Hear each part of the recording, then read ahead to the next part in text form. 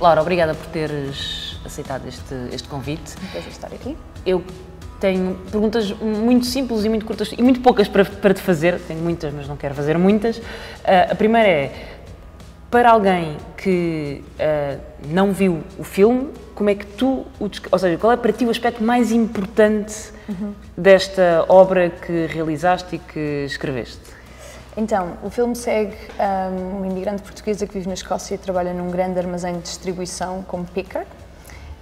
E eu acho que o filme é muito sobre a nossa relação com o trabalho, com a solidão do dia de hoje, com as dificuldades de viver com um trabalho precário e de tentar criar uma vida fora deste trabalho. Mas eu também acho que muitos dos temas que exploro no filme, eu quero que nós possamos ver esses temas de forma coletiva e não individual. Porque acho que quando alguém experiencia pobreza, quando alguém experiencia solidão, muitas vezes há quase um sentimento de culpa de que é a pessoa que falhou de alguma forma ou que tem que procurar emprego, que tem de ir fazer uma caminhada, conhecer amigos. E eu quero muito ter desenvolvimento interior, ser resiliente e ser empreendedora de ti própria. Exato. É muito essa ideia de como é que vamos individualmente ultrapassar estes desafios e eu acho que só os vamos conseguir ultrapassar coletivamente e é isso que proponho neste filme. Eu perguntei-te porque o filme tem muitas lentes possíveis, não é? Nós podemos discutir as redes sociais como escape de uma vida cada vez mais precarizada, podemos discutir o que é uma classe operária hoje, Sim. o que é a precariedade hoje, o que é a imigração, sobretudo o que é o mundo da economia digital e das encomendas que acabam por dominar as formas de trabalho. Tu também imigraste, também saíste.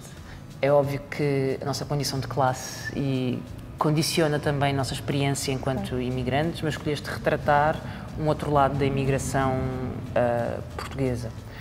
Como saberás, mesmo estando imigrada, Portugal teve um aumento do número de imigrantes nos últimos anos, o que tem também tido um correspondente aumento do discurso xenófobo e racista, nada que os portugueses também não sofram. Sim, quando imigram. Como é que tu vês esta relação e estes olhos do imigrante, não só do trabalhador precário, mas também do imigrante, do português que sai e do imigrante que entra em Portugal e que enfrenta este mar de preconceito? Sim, quer dizer, isto é algo que eu já estou a experienciar no Reino Unido há muitos anos. O discurso lá tem vindo a crescer há muito tempo. Eu estive no UK durante o Brexit e, portanto, um aumento muito grande deste discurso. E depois, obviamente, o que vemos é, muitas vezes, este trabalho precário de que falo, o trabalho da Aurora, é um trabalho que é muito feito por imigrantes e é um trabalho que é invisível, não se vê. E eu acho que muitas vezes há essa ideia também de muito trabalho imigrante, e em Portugal também, é trabalho que nós não vemos. E, portanto, quando falamos de imigração, falamos das pessoas que estão mais vulneráveis na sociedade.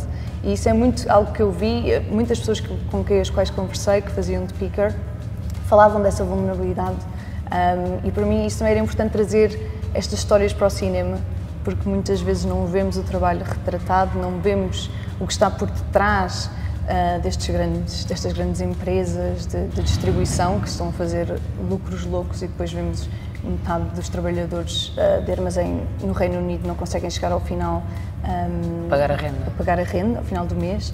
Quer dizer, ridículo. E isto é algo que muitas vezes é um trabalho que nós não vemos.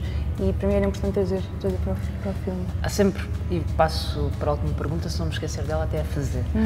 Porque há sempre esta ideia de que a economia digital não tem trabalhadores, só tem empresários e que não tem mão de obra, como se as coisas que chegam até nós, que nós encomendamos, que nós fazemos, não precisassem de pessoas a trabalhar atrás delas e muitas vezes imigrantes, outras vezes a trabalhar do outro lado do mundo, mas em condições de enorme precariedade e de enorme esforço. Uma parte da jornada laboral que tu retratas é o trabalho por turnos e é a vida ao contrário, é não sabemos se é dia, se é noite. O Bloco tem tido uma campanha grande no trabalho por turnos, fizemos uma petição, temos algumas propostas precisamente para garantir o tempo de descanso e para compensar esta vida ao contrário. Disseste que falaste com pessoas que estavam nesta profissão, em trabalho de armazém. Como é que encontraste a profissão por turnos e como é que encontraste esses testemunhos que depois retratas no filme?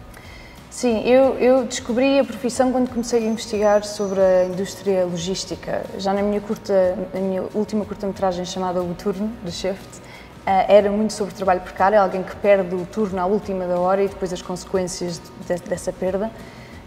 Neste filme também falamos das dificuldades financeiras, mas era também ver muito o lado existencial deste tipo de trabalho. Ou seja, quais são as consequências para o indivíduo viver com este nível de instabilidade, com horários que nem sempre são os mesmos, com turnos que são tão longos e tão cansativos que a pessoa chega ao final do dia e não tem energia para ter uma vida fora do trabalho. E os retratos também de muita solidão. Quando falamos deste trabalho, é um trabalho que se faz, estamos a falar de 10 horas, turnos em que a pessoa está rodeada de milhares de produtos, sem agência no trabalho também, é um scanner que diz aos segundos quanto tempo é que a Aurora tem para chegar ao próximo produto. E obviamente quando falamos destas empresas falamos da rapidez em que o produto chega a nós, mas não falamos das consequências do trabalho que existe por trás para que esta rapidez exista. A desumanização, não é? Ser parte de uma máquina, de uma hierarquia. Completamente, sim. E também, por exemplo, as metas. Algo que me chocou muito foi, por exemplo, os speakers que me diziam que não sabiam que metas é que tinham de atingir. Ou seja, mesmo as metas estavam escondidas dentro deste scanner. Nem os managers sabiam. Os managers só sabiam quem é que... Só sabes quando chegas lá. Exato. Só sabes quando tens o aviso de que estás quase a perder o emprego. E, portanto, um trabalho muito, muito difícil a nível psicológico também. E acho que esse é um lado também muito importante de falar, que há um custo humano e que há uma certa humanidade que se perde neste tipo de trabalhos também. Sim, e que não perdes no trabalho, perdes quando entras nas redes sociais, nos momentos livres. Também. Eu disse que era a última, esta é mesmo a última. Tens alguma ideia para um próximo argumento, para uma próxima realidade a retratar? Vai continuar a ser o trabalho, porque acho que continuam a haver muitos filmes que não retratam a vida como a vivemos e para mim é importante trazer essa representação para o cinema. Desta vez vou para o mundo do escritório, porque acho que também há muita irracionalidade do sistema capitalista ali e, portanto, acho que há formas interessantes de ver este trabalho também. Boa. Obrigada. Obrigada.